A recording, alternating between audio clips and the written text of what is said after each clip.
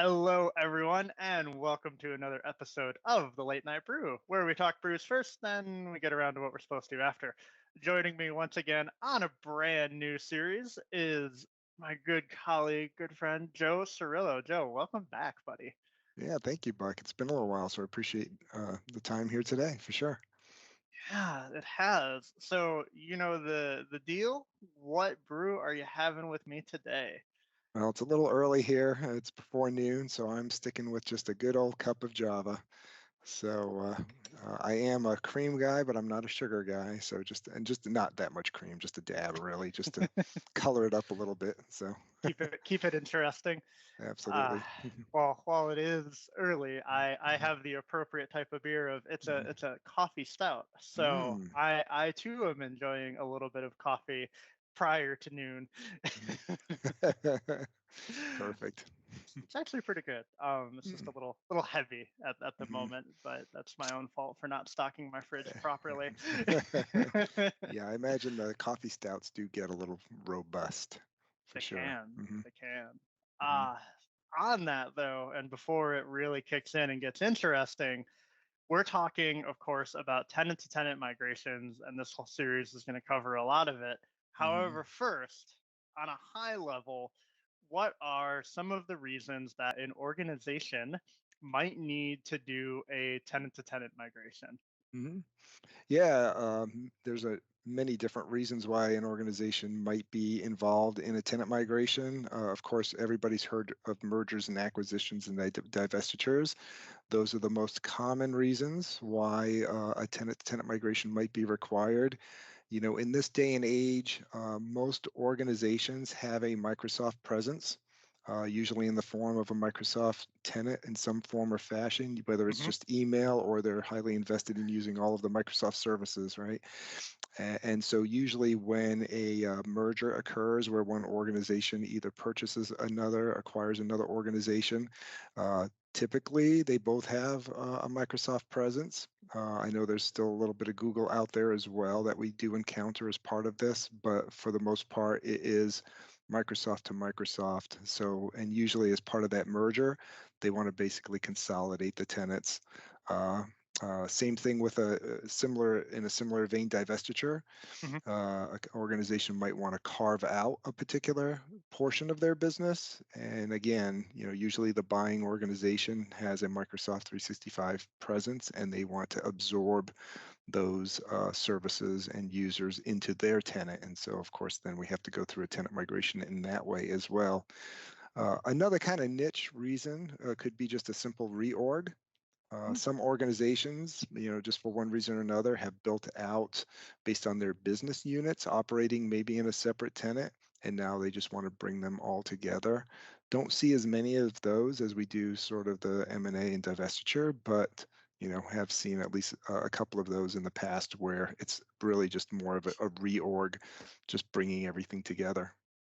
Yeah, and Mhm. and one I've seen in my own past was the original tenant was set up.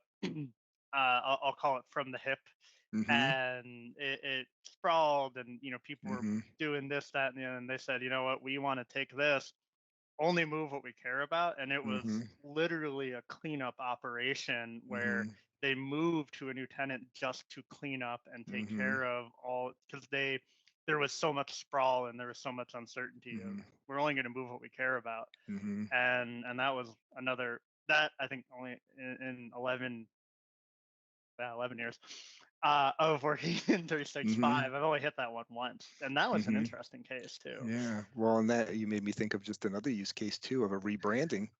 Oh You yeah. know, yeah, an Yeah. organization may have first established their tenant under a certain brand name, and now for one reason or another, maybe they're rebranding and they just don't like seeing the original name, or maybe they thought it was going to be temporary because they were just trying out Microsoft 365, so they just came up with a random name for the tenant, and then as of course they grew into it, realizing, yep, we're going to use this service. And so I've seen it in that scenario too, where they just want to basically just change the name of the tenant, and Microsoft doesn't have a facility to Yeah. rebrand a tenant, and so they have to go through a tenant migration as well.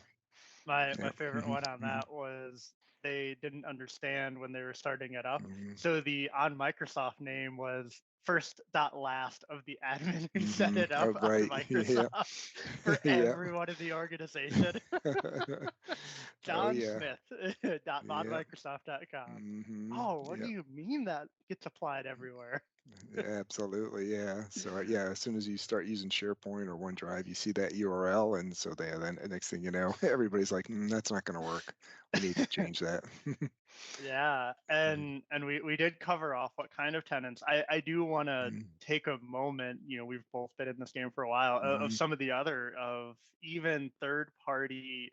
And I say third party. I'm treating Google as like a second mhm, party. It's definitely its own thing. Like the third party email providers. That mhm, might need. Hey, we want to get off this IMAP system or this hosted exchange mhm, and come into our own uh, existence where we're taking care of our own stuff mhm. at this point. Yeah, absolutely. Even just moving providers Oh sometimes, yeah. where you may have gone with like a GoDaddy as a provider using their Microsoft 365, I'll just say instance, and now you want to maybe branch out and move away from that contract. And so, yeah, there's a lot of different tenant type migrations. And we see this, oddly enough, it's getting to be pretty common where either an organization, if they're doing government work, Yeah. they want to move from commercial to GCC or GCC high, Oh yeah. or vice versa. We actually had a customer who was in a GCC tenant, Hmm. a government tenant, and they actually wanted to reverse and just go back to commercial. So yeah, it might not be just when you think about a 365 tenant migration, you think, oh, it's all in the commercial space, but it could certainly be in the government space as well. And there's some uniqueness to those types of migrations, especially going from commercial to government, Oh because yeah. yeah, the licensing aspects of that where certain feature and functionality isn't just there, and so what you might have been using in a commercial tenant might not be readily available in the government tenant, so you have to make accommodations for that as well. Yeah. Hmm. And then Hmm. there's all that interesting uh, guards that are now in place that you have to Hmm. account for.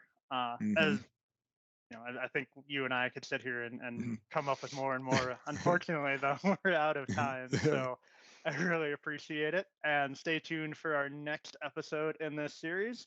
Joe, thank you very much as always. And until It was next a time, delight. sir, Yes, cheers. sir. Yeah, cheers. It was a delight. Have a great weekend.